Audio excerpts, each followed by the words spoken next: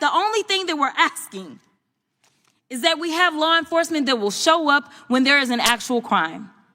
If somebody calls and says, hey, I need you to investigate this cyber crime, or I need you to investigate this child pornography, or I need you to investigate this robbery, then we want somebody to show up, and we don't want them to look at us and act as if just because I'm black or because I'm woman, that I am not worthy of having that case investigated, because we have an administration that is continuously railing against diversity, equity, and inclusion, or we don't need people that show up that feel like diversity should not be valued. Congresswoman Jasmine Crockett delivered a powerful response to former Attorney General Bondi's threats, stressing that accountability and ethical leadership are essential.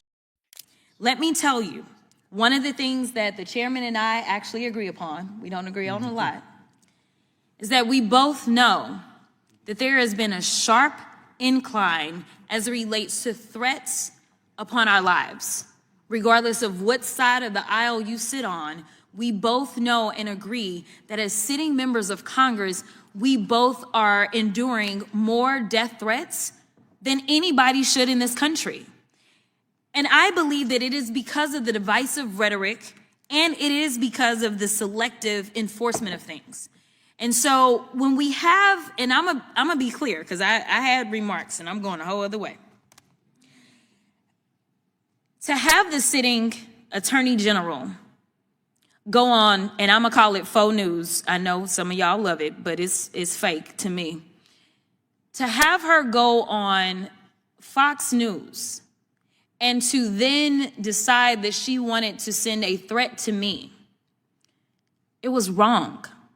Because here it is, she is the highest law enforcement agent in this country, and people are watching and they are consuming this information, and they are believing that simply because I decided that I wanted to exercise my right to free speech, which I am not abridged from doing, that she then wanted to then politicize something that should not be politicized.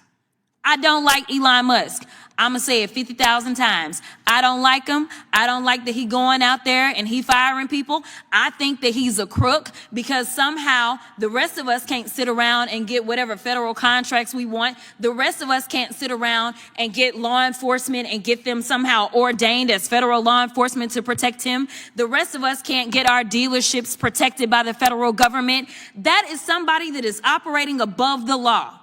For whatever reason, just because he has a lot of money, more money than everybody else. And yes, I am happy to see that on my birthday, which is what I said, there were peaceful protests around this world against him, because he is a problem.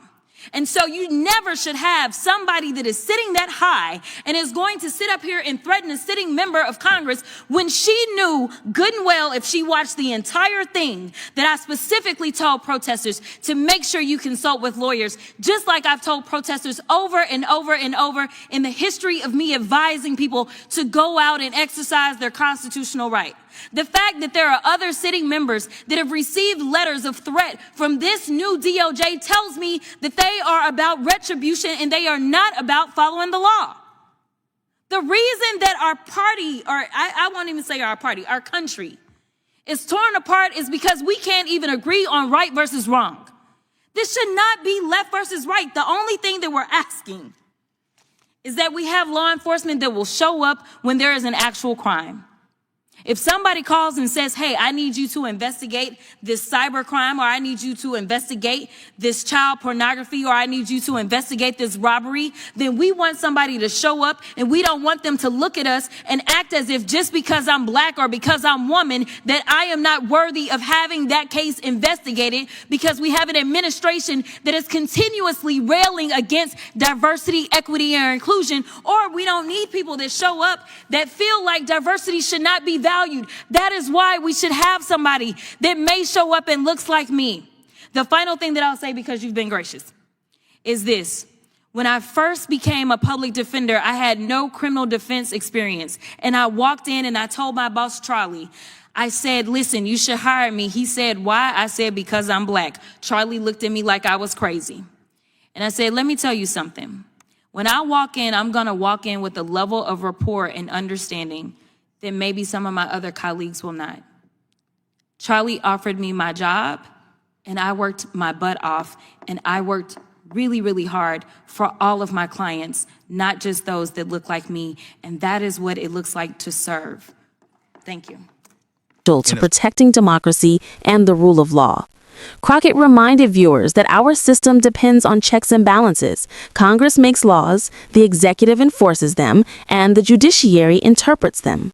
When a former attorney general targets a sitting member of Congress, it's more than a personal dispute. It's an attack on this foundation. She argued that intimidation from those in power erodes trust in government. Justice cannot be selective, where wealth or influence shield some while others face punishment.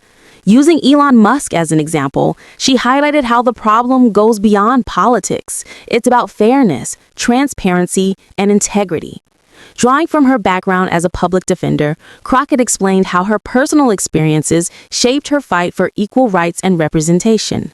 She emphasized that diversity in leadership is not symbolic. It is vital for justice and effective governance.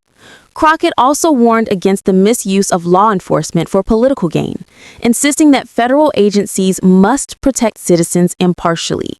When leaders weaponize authority against opponents, public trust crumbles and democracy weakens. Her message was clear. America needs leaders who respect the law, prioritize transparency, and serve the people, not personal agendas. The fight for justice is not just about legislation. It's about ethical leadership, accountability, and protecting the rights of all. She called on citizens to stay informed, speak out, and demand integrity from those in power, because democracy only survives when people actively defend it.